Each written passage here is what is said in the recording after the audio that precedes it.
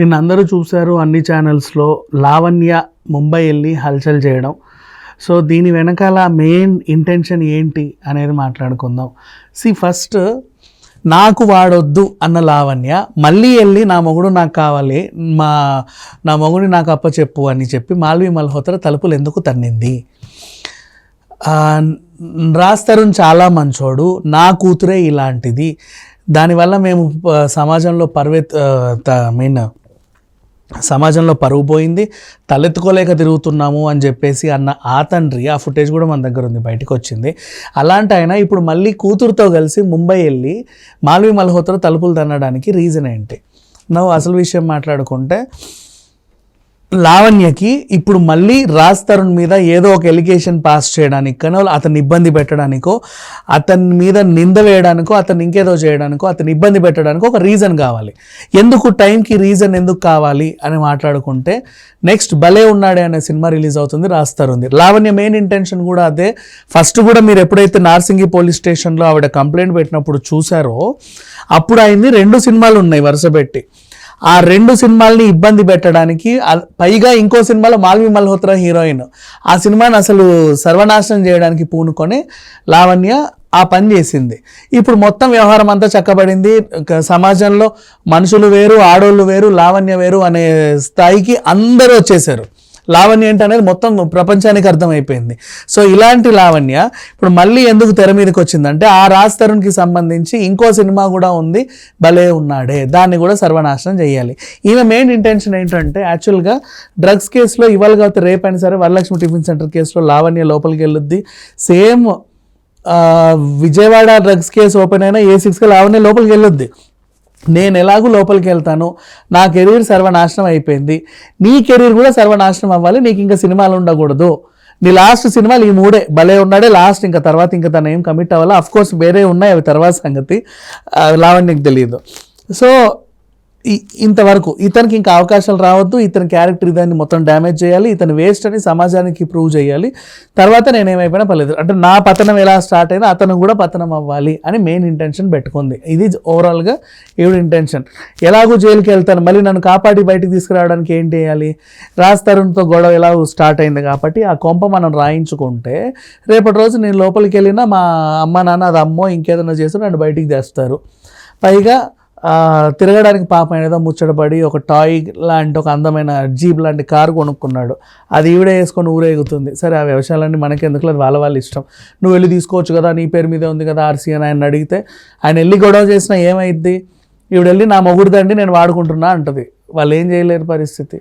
So కోర్టులో case అది నడుస్తూ ఉంది. సో నిన్న విషయంలో ఏం జరిగిందంటే, ముంబై వెళ్ళి ఈవిడ రచ్చరచ్చ అయితే చేసింది. అక్కడ అసలు విషయం మనకు చెప్పాలా. ఇక్కడ ఏమైంది?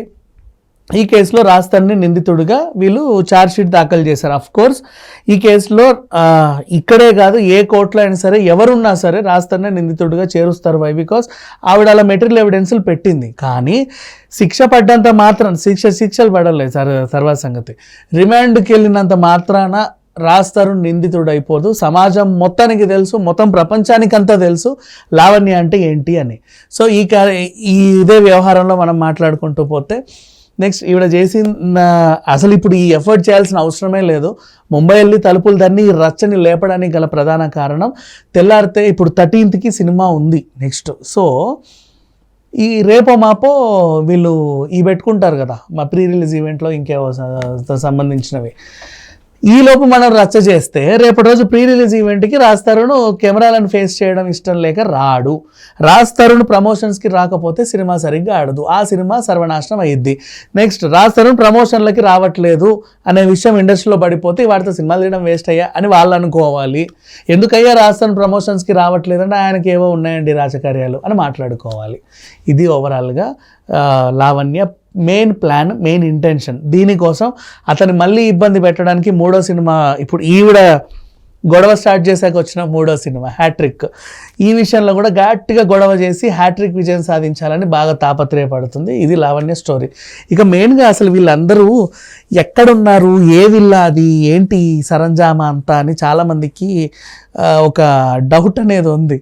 దాని గురించి మాట్లాడుకుంటే, కోకాపేటలో యాక్చువల్గా ఇది ఒక మంచి వెంచర్, ట్రిప్లెక్స్ విల్లాస్ ఉంటాయి అక్కడ. ఇప్పుడు స్టార్టింగ్లో ఎప్పుడో కొన్నేళ్ల క్రితం అప్పుడెప్పుడో 2.5 కోట్లు ఎంతో సంథింగ్ 90 lakhs ఈయన ట్యాక్స్ పే చేసి మరీ తీసుకున్న హౌస్ అది రాస్తారు. తర్వాత ఏదో రకంగా దాన్ని సవరించుకున్నారు. ఈయన కొన్న పక్కన క్యాథరిన్ తెరీసా హీరోయిన్.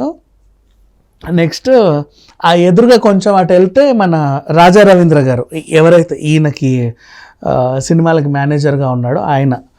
ఆ పక్కనే అదే కమ్యూనిటీలో ఉండేవాడు దిలీప్ సుంకర లాయర్. అందుకే ఆయన్ని తగులుకుంది. మనంత గణం కమిటీలోనే ఒక లాయర్ ఉన్నాడు కదా, ఇంకా బయటోడు ఎందుకు అని చెప్పేసి. ఇక దిలీప్ శంకర్ గురించి మళ్ళీ మాట్లాడుకుందాం. సో ఆయన తగులుకుంది. ఇది వాళ్ళ కమ్యూనిటీ యాక్చువల్గా. ఆ కమ్యూనిటీలో వీళ్ళంతా ఉండేవాళ్ళు. అయితే రాజ్ తరుణ్కి విషయం ఏంటి, ప్రాబ్లం ఏంటంటే ఇతను ఓ టైప్ ఆఫ్ ఫోబియాతో బాధపడుతున్నాడు. ఏంటంటే నువ్వు గట్టిగా అరిచావనుకో వ్యాయ్ అని చెప్పేసి ఈ అబ్బాయికి కాలు చేతులు ఆడవు. ఏదైనా పెద్ద గొడవ జరిగినా, పెద్ద ఇంటెన్షన్ సీన్ జరిగినా చిన్నప్పటి నుంచి ఉంది తనకి. అంటే ఒక సైలెంట్ అయిపోతారు, ఒక 1 day ఎవరితో మాట్లాడరు. మనకు బేసిక్గా తెలిసి కుక్కలు పెంచుకునే వాళ్ళకి ఐడియా ఉంటుంది. కొన్ని బద్దకస్త కుక్కలు ఉంటాయి, చావు చావు లాంటి బ్రీడ్స్. గట్టిగా అరిచేసామంటే మంచం కిందకి వెళ్ళి అసలు బయటికి రావు చాలాసేపటి వరకు. లేదా ఆ బ్రీడ్ అనే కాదు, ఏ బ్రీడ్ అయినా సరే ఇప్పుడు బయట గట్టిగా అరిస్తే ఏంటంటే ఈయనకి కాల్చలు సరిగ్గా ఆడవు. ఈ విషయం ఈవిడకి బాగా తెలుసు. అందుకని చెప్పేసి ఇంట్లో కావాలని ఏ గొడవ జన ఏం చేసినా గట్టిగా అరిచేది. ఆయన ఏమో ఏమి కాళ్ళు చేతులు ఆడక అలా పడుండేవాడు. ఆ టైంలో ఆయన ఫోన్ తీసుకొని ఈవిడ కావాల్సిన డేటా అంతా ట్రాన్స్ఫర్ చేసుకునేది. ఫ్యూచర్లో పనికి వస్తాయిలే అని చెప్పేసి. ఆ ఫ్యూచర్ కాస్త ఇప్పుడు వచ్చింది లావణ్యకి. మరి రాజ్ తరుణ్ ఫోన్లో, వీళ్ళ ఫోన్లోనే అటేళ్ళు వెళ్ళాయి, ఆ ఫోన్లో ఇటేలా వచ్చాయని చాలామందికి డౌట్స్ ఉంటాయి కదా, దీని గురించి చెప్పింది. అండ్ నెక్స్ట్ అలాగే ఆ అబ్బాయి ఇప్పుడు గట్టిగా అలా వణుకుతా ఉన్నాడంటే ఒక రోజంతా అన్అవైలబిలిటీలో ఉంటాడు. అరే ఇప్పటివరకు బాగానే ఉండే ఏమైందా అని చెప్పి ఇట్లా ఆయన చూడడానికి తరచుగా ఇంటికి వచ్చేవాళ్ళు హరియానా గ్లోరీ లాంటి వాళ్ళు. ఏమైపోయాడో ఏంటో ఎలా ఉన్నాడో అని. ఇది ఓవరాల్గా జరిగింది. దీన్ని యూటిలైజ్ చేసుకుంది లావణ్య. ఎప్పటి నుంచి అంటే అతనికి ఒక మానసికంగా బాగాలేదని తెలిసినా కూడా దాన్ని కూడా యూటిలైజ్ చేసుకుంది. అతను అలా పడుంటే అతని ముందు ఎంతోమందితో ఎంజాయ్ చేసింది. ఆయన కళ్ళ ముందే రాచకార్యాలు ఎన్నో ఎలగబెట్టింది. డ్రగ్స్ తీసుకునేది, ఇన్ని చేసింది. అతను అలా జీవత్సంలా చేసి ఎన్నేళ్ళలో గడిపింది. నెక్స్ట్ షూటింగ్లలో కూడా రాకపోతే నేను చచ్చిపోతా అని బెదిరించి షూటింగ్ మధ్యలోంచి రప్పించుకునేది. వాళ్ళేమో యూనిట్ వాళ్ళు ఇబ్బంది పడేవాళ్ళు.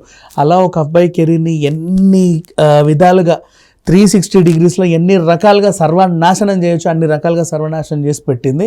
మామూలు మనిషి అయితే కాదు లావణ్య. సో అది సంగతి. ఇప్పుడు కూడా ముంబై వెళ్ళాల్సిన అవసరం లేదు. ఎందుకంటే నాకు వాడు వద్దు అని చెప్పిన తర్వాత సిగ్గున్నోళ్ళు ఎవరు వెళ్ళి మళ్ళీ తలుపు కొట్టి నా మొగుడిని నాకు అప్పచెప్పు అనరు. నెక్స్ట్ నా అల్లుడు రాజ్ తరుణ్ చాలా మంచోడు, నా కూతురే చెడ్డది అని చెప్పిన ఏ తండ్రి కూడా వెళ్ళడు. వీళ్ళిద్దరికీ రాజీ కుదిరింది. నాన్న ఏదో రకంగా నన్ను పెంచి పోషించావు ఇన్ని నాళ్ళు కదా, నీ సొమ్ము అంతా కాజేసి ఏవేవో చేశాను, నీ సొమ్ము నీకు తిరిగించే అవకాశం కూడా దొరికింది, మనకు రేపో మాపో ఆ కొంప వస్తుంది, నువ్వు నాతో పాటు కనుక ముంబై వచ్చి రచ్చ చేసావంటే తెల్లారితే చాలు నీ చేతికి కొంప వచ్చేస్తుంది అని చెప్పింది. 12 కోట్ల ఇల్లు అని ఆశపడి వెళ్ళాడు. వీడిని ఏమంటారు, ఆ వయసుకు కూడా గౌరవం ఇవ్వదలుచుకోవాలి. ముంబై పోలీసులు కూడా పాపం వయసులో పెద్ద ఆయన ఈయనని తన్నలా, ఆడపిల్లని ఆమెని తన్నలా, కానీ పిచ్చ బూతులు తిట్టి పంపించారు. ఆ వీడియోలన్నీ మన దగ్గర ఉన్నాయి. నెక్స్ట్ ముంబై వెళ్ళి ఈవిడ చేసిన రచ్చ, అక్కడికి వెళ్ళి రాష్ట్రంతో మాట్లాడుతా ఫోన్ లాక్కుంది. పాప మా పిల్లోడు అక్కడ ఎందుకు పెట్టుకున్నాడు, ఆయన కన్నా కొంచెం ఉండాలి, ఈమె వచ్చిందే దొంగతనాలకి ఏదో ఒకటి పట్టుకెళ్ళొద్దని తెలుసు కదా, పక్కన పెట్టుకోవడం ఎందుకు. ఆ ఫుటేజ్ కూడా ఉంది మన దగ్గర. ఇప్పుడు ఈ ఫుటేజ్లన్నీ నేను మీకు రిలీజ్ చేస్తున్నాను. ఇది అఫీషియల్గా అక్కడ మాల్వి మల్హోత్రా రికార్డ్ చేసి మనకు పంపింది అనమాట. నెక్స్ట్ అలాగే ముంబై పోలీసులు ఈమె మీద ఎఫ్ఐఆర్ ఫైల్ చేశారు. ఆ ఎఫ్ఐఆర్ కాపీ కూడా ఇప్పుడు మీకు పెడుతున్న స్క్రోలింగ్లో వస్తుంది చూడండి. అండ్ అలాగే తర్వాత మాల్వి మల్హోత్రా కూడా థ్యాంక్స్ టు ముంబై పోలీస్ అని చెప్పేసి ఒక ట్వీట్ కూడా పెట్టింది. ముంబై పోలీసులు లావణ్యని చాలా ఇదిగా చేస్తే ఇక్కడ జనాలకి పోలీసులు నాకు చాలా సహకరించారండి, అక్కడ కూడా కేసు నమోదని చెప్పి మీడియాని బ్లఫ్ చేస్తే పాపం వీళ్ళు నిజమని నమ్మి ఆవిడిచ్చిన ఫుటేజీలు తీసుకొని లైవ్గా ఛానల్స్లో వేసేసుకున్నారు. పాపం ఇది ఓవరాల్గా జరిగింది. ఇప్పుడు ఆ ఛానల్స్ ఫోన్లే వాళ్ళకి ఇవాళ రేపైనా సరే అసలు విషయం తెలుస్తుంది అనుకో, పెద్ద విషయం కాదు. సో ఇప్పుడు మెయిన్ లావణ్య టార్గెట్ ఏంటంటే ఇంటెన్షన్ కూడా ఇదే. ఇకపోతే మధ్యలో చాలామందికి డౌట్ రావచ్చు అక్కడున్న సీసీటీవీ ఫుటేజ్ ఎలా బయటకు వచ్చింది అని. ఎందుకంటే ఈ గొడవలో నువ్వు అక్కడ ఏం చేస్తున్నావు, పూల్ దగ్గర ఏం చేస్తున్నావు అని చెప్పేసి రాజ్ తరుణ్ అడిగాడు. వీడిక్కడ ఎందుకున్నాడో చెప్పు, వీడిక్కడ ఎందుకున్నాడో చెప్పు అని చెప్పి ఆమెను అడుగుతున్నావు. అవును, వాళ్ళిద్దరు అక్కడే ఉంటారు, వాళ్ళిద్దరు ప్రేమించుకున్నారో ఫ్రెండ్సో వాట్ ఎవర్, నీకు అనవసరం. నువ్వు వద్దు అన్న తర్వాతే కదా ఆయన అక్కడ ఉన్నాడు. వద్దనుకున్న దాన్ని వెళ్ళింది నువ్వు సిగ్గిడిచేసి, ఆ అబ్బాయి మాత్రం నిజంగా అక్కడ చక్కగానే ఉన్నాడు. అండ్ మీ నాన్న కూడా వెళ్ళి ఆయన ఏదో కుక్కని ఇడ్చినట్టుగా ఈడ్చుకెళ్తున్నాడు. ఈ ఫుటేజ్ అంతా కూడా చూసాం మనం. ఇప్పుడు మీకు పెడతాను కింద వీడియోస్లో చూడండి, మీకు అర్థమవుతుంది. అసలు విషయంలోకి వెళ్తే ఆ స్విమ్మింగ్ పూల్ ఫుటేజ్ బయటకి ఎందుకు వచ్చిందంటే, ఈ కేసు నుంచి దిలీప్ సుంకర అవుట్ అనమాట. ఈయన ఫస్ట్ యాక్చువల్గా లాయర్గానే ఎంట్రీ ఇచ్చిన తర్వాత లాయర్ వృత్తిని మర్చిపోయి ఇంకో లాగా తయారయ్యాడు. ఒక టైప్ ఆఫ్ ఉన్మాదిలా తయారయ్యాడు. చివరికి మనలాంటి వాళ్ళు అందరూ అక్షింతలు వేసి ఇప్పుడు మనిషి అయ్యాడు. ఈయన మనిషి అయిన తర్వాత నా క్లయింట్ ఒక ఆడది కాదు, నా క్లయింట్ అసలు మనిషే కాదు, నా క్లయింట్ ఒక లావణ్య అని తెలిసింది ఇతనికి. తెలిసిన తర్వాత దూరం అయిపోయి కేసు నుంచి అవుట్ అయిపోయాడు. ఇప్పుడు లావణ్యకి ఇంకో లాయర్ కావాలి. గతంలో ఈమె డ్రగ్స్ కేసు నుంచి బయటకు తీసుకొచ్చిన వాడు ఎవడో ఉంటే ఫోన్ చేసి పిలిపించుకుంది. అతనితో కూడా ఈయనకు మధ్యలో రాజకార్యాలు బోల్డ్ జరిగాయి. ఆయన పిలిచిన నువ్వు డైరెక్ట్గా ఇంటికి వస్తే బాగోదు, నలుగురు చూసేవాళ్ళు ఏదేదో అనుకుంటారు, నా గత లాయరు ఇక్కడే ఉన్నాడు, నాకు కావాల్సిన వాడు మేనేజర్ ఇక్కడే ఉన్నాడు, నా ఇంటి పక్కనే ఇంకొక ఆవిడ ఉంటుంది, నువ్వు ఎవరు వచ్చినా ఇక్కడ అందరికి తెలిసిపోతుంది అని ఆవిడ చెప్తే మరి ఏం చేద్దాం, నువ్వైతే కమ్యూనిటీలోకి రా, ఆ స్విమ్మింగ్ పూల్ దగ్గరికి వెళ్ళి మాట్లాడుకుందాం. స్విమ్మింగ్ పూల్ దగ్గరికి లావణ్య ఇంకో అబ్బాయితో రావడము అక్కడ ఉన్న వాళ్ళు చూశారు. వాళ్ళందరూ శేఖర్ భాషకి టచ్లో ఉండి శేఖర్ భాషకి కాల్ చేసి శేఖర్ భాష ఇలా లావణ్య ఎవరినో తీసుకొచ్చి స్విమ్మింగ్ పూల్ దగ్గరికి వచ్చింది అని చెబితే ఆయన రాజ్ తరుణ్కి కాల్ చేసి ఆ సొసైటీ వాళ్ళ ఇది సీసీటీవీ కంట్రోల్లో ఉంటుంది, మన చేతుల్లో ఉంటుంది, మొబైల్కి ఉంటుంది. పలానా టైం నుంచి పలానా టైం వరకు నాకు సీసీటీవీ ఫుటేజ్ కావాలి అని నేను అడిగితే ఆయన దాన్ని తీసి ఇతనికి ఇస్తే అప్పుడు మనకు బయటకు వచ్చింది. ఇది ఓవరాల్గా జరిగింది. సో ఏదేమైనప్పటికీ లావణ్య లాంటి వాళ్ళని గురించి సొసైటీ ఈ మధ్యకాలంలో చాలా నేర్చుకుంది. ఎంతోమంది అమ్మాయిలకి కనువింపు కలిగింది, ఇలాంటి వాళ్ళు ఎంతోమంది అబ్బాయిలకి కనువిప్పు కలిగింది, ఇట్లాంటి ఆడోళ్ళు కూడా ఉంటారా అని చాలామందికి తెలిసి వచ్చింది. ఆడోళ్ళు వేరు, మనుషులు వేరు, లావణ్య వేరు అని ఇప్పుడు మనకు తెలిసి వచ్చినట్టుగా. సో ఈవిడ టీవీ ఛానల్స్కి వచ్చినా కూడా నేను చాలామందికి చెప్తున్నా, పిలుచుకోకండి రా బాబు, మీకే ఇబ్బంది అని చెప్పేసి. వాళ్ళేదో వాళ్ళ ఫుటేజ్ కోసం పిలుచుకుంటున్నారు, ఇది పక్కన పెట్టేస్తే. ఇక రాజ్ తరుణ్ నెక్స్ట్ సినిమా ఏదైతే ఉందో దాని ప్రమోషనల్ పనిలో బిజీగా ఉన్నాడు. ఈ 3 టాస్కులు కంప్లీట్ అయిన తర్వాత రాజ్ తరుణ్ బయటికి వస్తాడు. ఇప్పుడు ఉన్న మెయిన్ క్వశ్చన్ ఏంటంటే, ఇంత జరుగుతున్నా రాజ్ తరుణ్ ఎందుకు బయటికి రావట్లేదు? దాని గురించి మాట్లాడుకుంటే అతనికి ఒక బాధ్యత ఉంది. 3-4 సినిమాలు ఒప్పుకున్నాడు. ఆ పురుషోత్తముడు, అలాగే తిరగబడ్ర స్వామి, అలాగే ఇప్పుడు భలే ఉన్నాడే. ఆ సినిమాలు మనవి కదా, మనల్ని నమ్మి కొంతమందికి పెట్టుబడులు పెట్టారు. వాళ్ళకి మన వల్ల డ్యామేజ్ అవ్వకూడదు. సో యాజ్ ఏ హీరోగా నా బాధ్యత అది. కాబట్టి వాళ్ళ సినిమాలన్నీ పూర్తయిన తర్వాత నెక్స్ట్ నేను బయటకు వచ్చి దీని గురించి మాట్లాడతాను అని ఆయన అనుకున్నాడు. సో ఈయన ఎలాగూ 2 నెలల వరకు బయటికి రాడు కాబట్టి ఈ టైంలోనే కావాల్సినంత డ్యామేజ్ చేయొచ్చు అని లావణ్య అనుకుంది. ఇంత తెలివైందన్నమాట ఈవిడ. సో నిన్న వచ్చినటువంటి ముంబై ఫుటేజ్ ఎవ్వరు నమ్మాల్సిన పర్లేదు. అక్కడ జరిగింది ఉల్టా, మనకి ప్రొజెక్ట్ అయింది ఉల్టా. ఒరిజినల్ ఫుటేజ్ నేను మీకు ఇప్పుడు కింద వేస్తున్నా చూడండి. అసలు జరిగింది ఇది. రాజ్ తరుణ్ అండ్ మాల్విని ఎవరూ ఏమనలేదు. ముంబై పోలీసులు కూడా లావణ్యని వాళ్ళ తండ్రిని కొట్టుడు ఒకటే తక్కువ, తరిమి కొట్టారు. పిచ్చ బూతులు బాడీ. మరి ఇంకోసారి ముంబైలో అడుగు పెడితే తాట తీస్తాను కూడా వార్నింగ్ ఇచ్చారు. కావాలంటే వీడియోలు చూడండి, మీకు అర్థమవుతుంది. Thank you so much.